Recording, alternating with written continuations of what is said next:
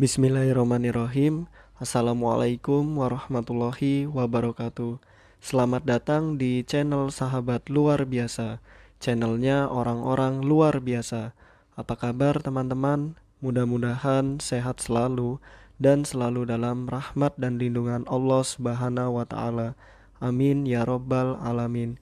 Bagi teman-teman yang baru menemukan channel ini, agar tidak ketinggalan informasi yang insya Allah menarik dan bermanfaat, jika berkenan silahkan like, komen, dan bagikan video ini, serta subscribe dan nyalakan tombol notifikasinya.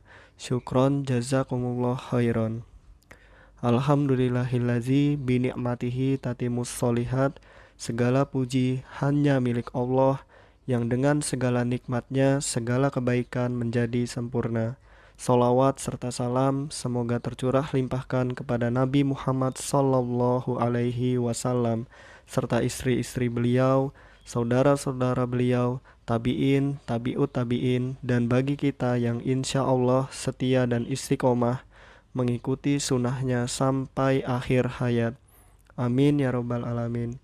Rabbi syrohli sodri wa yasirli amri wahlul uqdatam min lisani yafqahu qawli.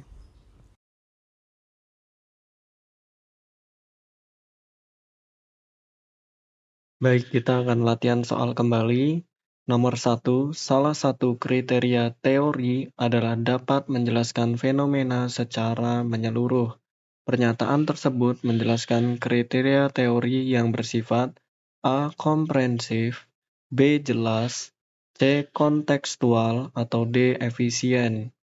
Di sini ada kata-kata menyeluruh, berarti jawaban yang tepat adalah A ya teman-teman, komprehensif. Adapun penjelasannya, menurut Stelfre dan Mateni, Scherzer dan Stone tahun 1980, suatu teori yang baik mempunyai kriteria sebagai berikut. Yang pertama, jelas, yaitu dapat dipahami dan tidak mengandung pertentangan di dalamnya. Yang kedua, komprehensif, yaitu dapat menjelaskan fenomena secara menyeluruh. Lalu yang ketiga, eksplisit, artinya setiap penjelasan didukung oleh bukti-bukti yang dapat diuji. Yang keempat, parsimonius, artinya menjelaskan data sederhana dan jelas. Yang kelima, dapat menurunkan penelitian yang bermanfaat. Sudah saya singkat agar ingat, yaitu jelas, komprehensive, parsimonius, dan penelitian dapat menurunkan penelitian bermanfaat. Nomor 2. Fungsi teori pembelajaran dalam konteks pendidikan kecuali A. Memberikan garis-garis rujukan untuk perancangan pengajaran. B. Menilai hasil-hasil yang telah dicapai untuk digunakan dalam ruang kelas. C. Mendiagnosis masalah-masalah dalam ruang kelas. D. Mengamati hasil pembelajaran. Yang mana teman-teman? Ya, jawaban yang tepat adalah D. Mengamati hasil pembelajaran. Nah, adapun menurut Surya menjelaskan fungsi teori pembelajaran dalam konteks pendidikan adalah yang pertama, memberi garis-garis rujukan untuk perancangan pengajaran. Yang kedua, menilai hasil-hasil yang telah dicapai untuk digunakan dalam ruang kelas. Yang ketiga, mendiagnosis masalah-masalah dalam ruang kelas. Yang keempat, menilai hasil penelitian yang dilaksanakan berdasarkan teori-teori tertentu. Di sini sudah saya singkat agar ingat, garis, menilai hasil, diagnosis, menilai penelitian. Nomor 3, proses belajar pada individu berlangsung melalui tahapan asimilasi, akomodasi, dan ekuilibrasi. Tahapan belajar tersebut dinyatakan oleh A. Piaget, B. Gagne, C. Bloom, atau D. Brunner. Silakan, siapa teman-teman? Ya, jawaban yang tepat adalah Piaget, A. Adapun penjelasannya, tahapan belajar menurut Piaget ada 3 langkah, yaitu yang pertama, asimilasi, yaitu proses penyesuaian pengetahuan baru dengan struktur kognitif siswa. Yang kedua, akomodasi, yaitu proses penyesuaian struktur kognitif siswa dengan pengetahuan baru.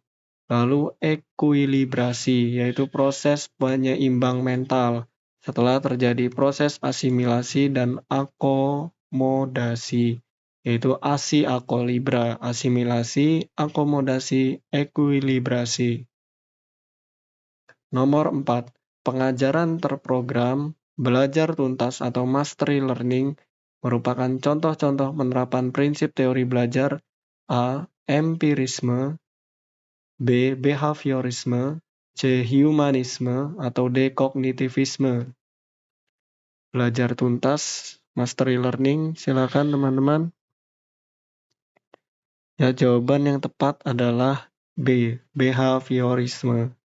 Adapun penjelasannya, contoh terkenal penerapan prinsip behaviorisme dalam dunia pendidikan adalah pengajaran terprogram atau programmed learning, di mana materi disajikan ke dalam unit-unit kecil yang mudah dipelajari siswa.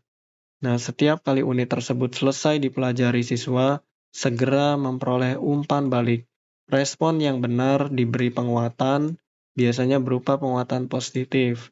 Contoh yang lainnya adalah prinsip belajar tuntas atau mastery learning, yang menyatakan bahwa semua orang dapat belajar dengan baik apabila diberi waktu cukup dan pengajaran dirancang dengan baik pula. Waktu yang diperlukan untuk belajar di sini tergantung pada kemampuan individual masing-masing siswa.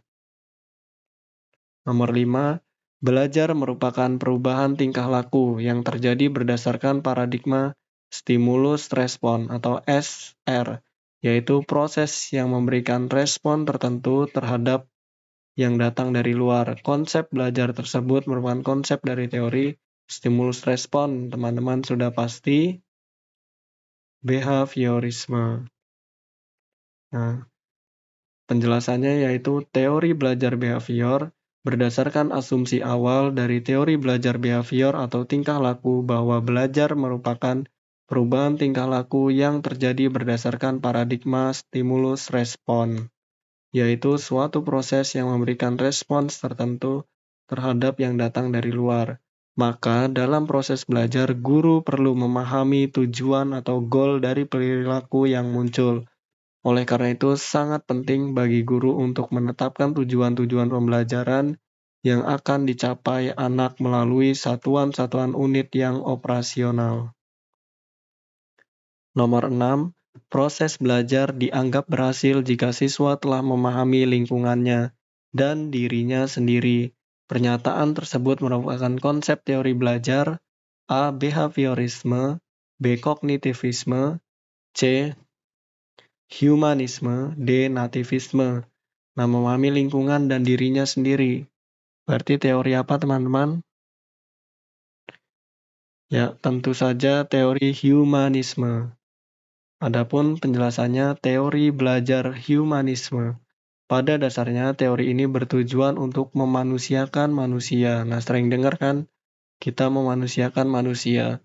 Proses belajar dianggap berhasil jika siswa telah memahami lingkungannya dan dirinya sendiri. Dengan kata lain, siswa dalam proses belajarnya harus berusaha mencapai aktualisasi diri dengan sebaik-baiknya melalui keseimbangan antara kemampuan intrapsikis dan interpsikis anak. Nomor 7, suatu proses dilakukan oleh individu untuk memperoleh suatu perubahan tingkah laku yang baru secara keseluruhan sebagai hasil pengalaman individu itu sendiri dalam interaksi dengan lingkungannya merupakan definisi A. Pembelajaran, B. Belajar, C. Motivasi, D. Pendidikan. Suatu proses yang dilakukan oleh individu, teman-teman. Silakan apa, teman-teman? Ya, jawaban yang tepat adalah A. Pembelajaran. Adapun penjelasannya, pembelajaran adalah suatu proses yang dilakukan oleh individu untuk memperoleh suatu proses yang dilakukan oleh individu untuk memperoleh suatu perubahan tingkah laku yang baru secara keseluruhan sebagai hasil dari pengalaman individu itu sendiri dalam interaksi dengan lingkungannya. Nomor 8, salah satu prinsip belajar menurut Davis tahun 1971 adalah A. Apapun yang dipelajari siswa, dialah yang harus belajar, bukan orang lain. B. Pengembangan kurikulum harus memperhatikan dan memanfaatkan perkembangan teknologi. C. Terdapat keragaman karakteristik anak, kondisi daerah, jenjang sosial, dan lain-lain. D. Harus mencerminkan keterkaitan antara pendidikan formal, non-formal, dan informal. Yang mana teman-teman? Ya, jawaban yang tepat adalah A. Apapun yang dipelajari siswa, dialah yang harus belajar, bukan orang lain. Adapun penjelasannya, prinsip-prinsip belajar seperti yang dijelaskan Davis tahun 1971 yaitu apapun yang dipelajari siswa, dialah yang harus belajar, bukan orang lain. Untuk itu, siswalah yang harus bertindak aktif. Yang kedua, setiap siswa belajar sesuai tingkat kemampuannya. Yang ketiga, siswa akan dapat belajar dengan baik apabila mendapat penguatan langsung atau reinforcement pada setiap langkah yang dilakukan selama proses belajar. Yang keempat, penguasaan yang sempurna dari setiap langkah yang dilakukan siswa akan membuat proses belajar lebih berarti. Yang kelima, siswa akan lebih meningkat motivasi belajarnya apabila diberi tanggung jawab serta kepercayaan penuh atas belajarnya. Nomor 9, guru pendidikan khusus dituntut untuk memperhatikan adanya perbedaan-perbedaan individu.